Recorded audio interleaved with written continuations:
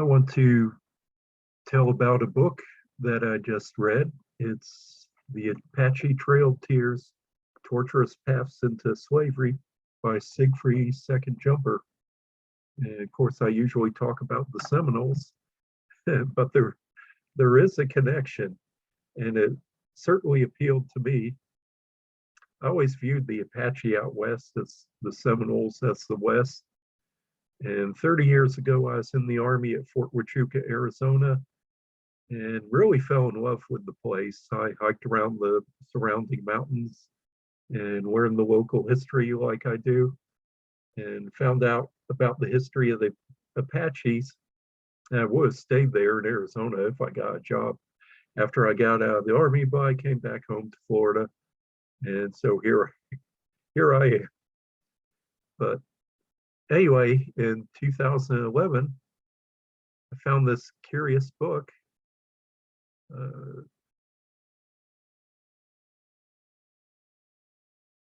Let me share the screen here. Yes.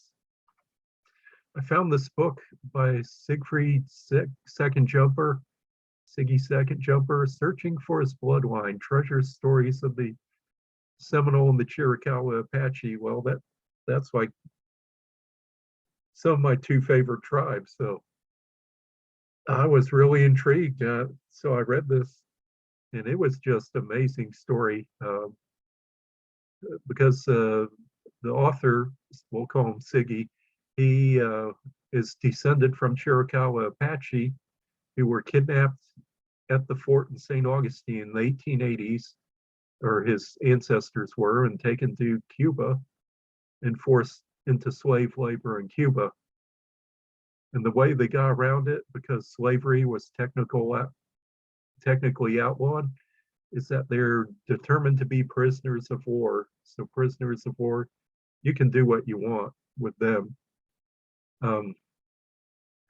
And so his family made it back to Florida, I think in the 1950s. And so he searched for his roots, never thought he'd find anything.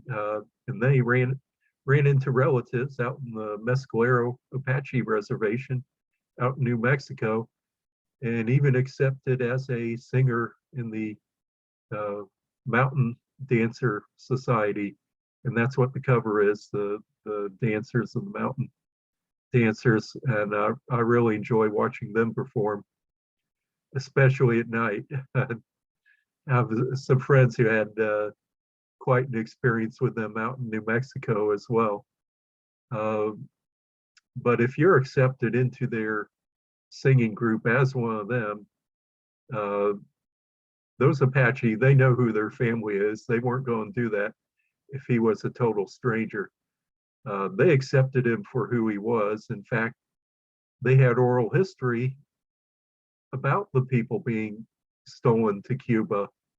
And they even had a song about the lost ones that were taken away. And so Siggy wrote the second book that just came out, and I'll put the link in the description below. So if you want to order a copy, Apache Trail Tears, Torturous Path into Slavery. And he tells about his further research, finding more about his family, further into his ancestors and their history, and which groups they were of the Chiricahua Apache, and the bloody history, and then coming to St. Augustine and being snatched away and taken to Cuba. And so he's researching him, and as I'm reading this, I'm going into the written records myself, and I have questions. And the same thing I'm thinking, then I read it in the book, like I'm thinking it sounds like they were snatched pretty quick from St. Augustine to Cuba. And then I read in the book that Siggy says that he thinks they were snatched very quickly once they got to St. Augustine, within the first couple weeks. Because on the monthly return, where they have who is the number of prisoners in the fort and who's died, that's just the number on the 30th of the month or the 31st. doesn't necessarily count who's been coming or going. So if some come in the middle of the month and they ship them away at the same time and don't even count them, then that's one way to hide that from the records. Another thing he mentions about the Spanish wanting children, because this was a genocide, what was going on to the Apache, and had been going on since the Spanish started this program in the 1600s to take Apache away from their home in the Southwest and in Mexico and take them to Cuba. This had been going on for a couple centuries before. In fact, he finds 4 Apache towns in Cuba. And so, and this is genocide when you try to take a people away from their home and erase their culture. And that's what was going on, is more than just removal. It was genocide. And I noticed that the Apache, Geronimo and Naichi, that were taken to Fort Pickens, same latitude as St. Augustine, about 30 degrees north. On the coast, Pensacola on the Gulf Coast, St. Augustine on the Atlantic coast. And then they add 50 more Apaches in Fort Pickens, and then they move them to Mount Vernon Barracks in Alabama, northwest of Mobile.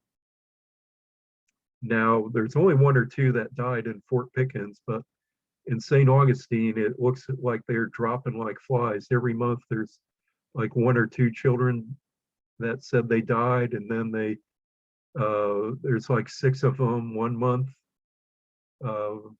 So it's like a pretty high death rate, and it's very suspicious, because I'm thinking, there's no place in St. Augustine that mentions where they're buried. And then Siggy says in his book that, you can't find anywhere where they're buried in St. Augustine. One of the post returns said they were buried in the barrier island to the northeast of the fort. Well, that doesn't make a lot of sense, to take them over the water and bury them in a sand dune, because there's a cemetery right outside the gate of the fort at St. Augustine, and there's several other cemeteries within walking distance, less than a mile. And then about a mile away, you have the fort at St. Francis Barracks, that you have the Kiowa, 12 of them that died in the fort 10 years earlier are buried in that cemetery, and it's marked where they're buried, but there's no Apaches buried in that, so it's very suspicious.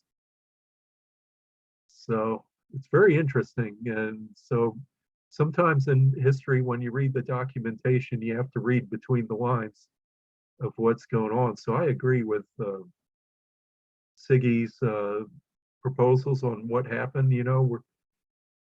We don't know all the facts because it was passed down by oral history, but it's just piecing it together and matching it up with the written history, and he eventually even finds that there. But this book reminds me of another one that I read, Bury My Heart at Wounded Knee by Dee Brown. Very well-known book. The Apache Trail Tears, that's like the second edition of Bury My Heart at Wounded Knee. So, reminded me very much of that. Anyway, I have the link in the description below the video, so you can order a copy. And in fact, I'll meet the author next week at the Seminole War Convocation, which he even advertises in this book. So hope this will help somebody out. And I found it very interesting and really enjoyed it. But I'll talk to you later.